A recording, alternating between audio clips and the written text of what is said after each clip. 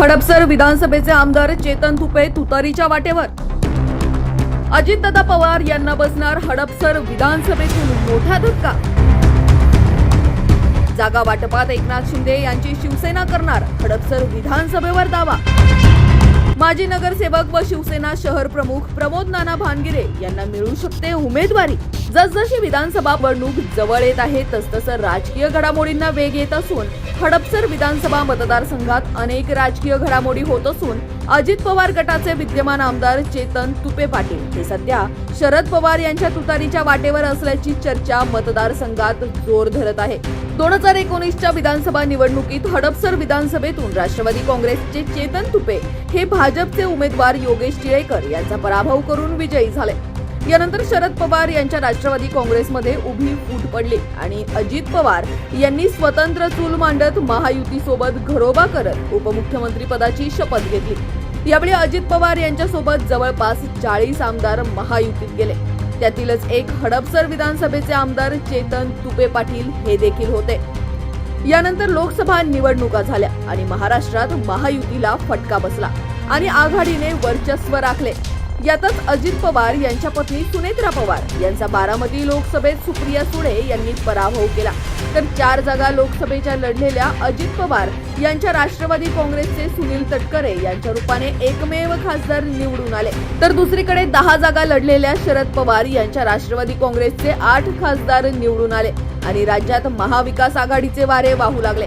यातच काही दिवसांवर येऊन ठेपलेल्या विधानसभा निवडणुकींच्या तोंडावर अजित पवार यांच्या आमदारांचे धाबे दणाणले असून पराभवाच्या भीतीने हे आमदार अजित पवार यांचे घड्याळ सोडून शरद पवार यांची तुतारी फुंकण्याच्या तयारीत असल्याच्या चर्चा जोर धरू लागल्यात। सध्या जागा वाटपात महायुतीकडून हडपसर मतदारसंघावर अजित पवार यांच्या राष्ट्रवादीचा दावा असून विद्यमान आमदार चेतन तुपे हे तुतारीच्या वाटेवर असल्याने अजित पवार यांची डोकेदुखी वाढणार आहे हे मात्र नक्की। आणि असे जर झाले तर हडपसर विधानसभा मतदारसंघावर अजित पवार यांच्या राष्ट्रवादी काँग्रेसचा दावा असला तरी त्यांच्याकडे उमेदवार नसल्याने किंवा उमेदवार आयात करावा लागणार असल्याने या जागेवर एकनाथ शिंदे यांची शिवसेना दावा करू शकते आणि या मतदारसंघातून माजी नगरसेवक तथा शहर प्रमुख प्रमोद नाना भानगिरे यांना निवडणूक मैदानात उतरवू शकते। जशी उभी फूट राष्ट्रवादी काँग्रेसमध्ये पडली तशीच उभी फूट शिवसेनेत पडली।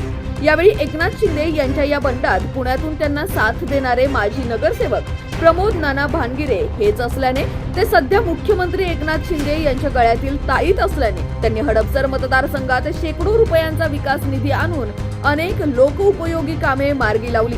तेव्हापासून प्रमोद नाना भानगिरे हे विधानसभेचे प्रबळ दावेदार असल्याचे बोललं जाऊ लागलं।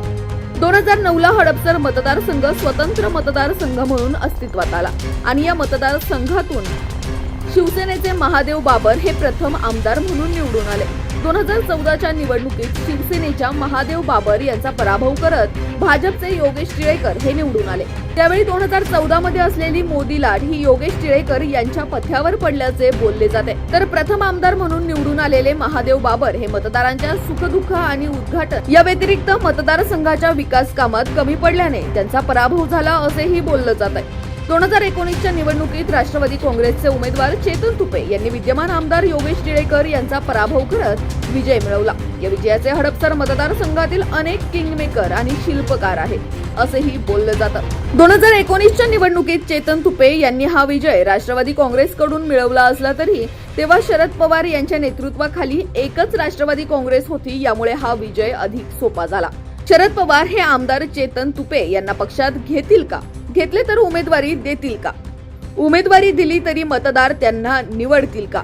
हा प्रश्न शरद पवार यांच्या पक्षाचा असला तरी चेतन तुपे यांचा शरद पवार यांच्या राष्ट्रवादी काँग्रेसमध्ये जर प्रवेश झाला तर हा अजित पवार गटाला मोठा धक्का असेल आणि पर्यायाने अजित पवार यांच्याकडे या मतदारसंघात उमेदवार कोण अशी शिरूर लोकसभा मतदारसंघासारखी परिस्थिती निर्माण होईल। यावेळी एकतर अजितदादांना मतदारसंघ एकनाथ शिंदे यांच्या शिवसेनेला सोडावा लागेल किंवा एकनाथ शिंदे यांच्या शिवसेनेचे शहर प्रमुख असलेले प्रमोद नाना भानगिरे यांना पक्षात घेऊन उमेदवारी द्यावी लागेल। जसे शिरूर लोकसभा मतदारसंघात आढळराव पाटील यांच्यासोबत घडले तसेही घडू शकते।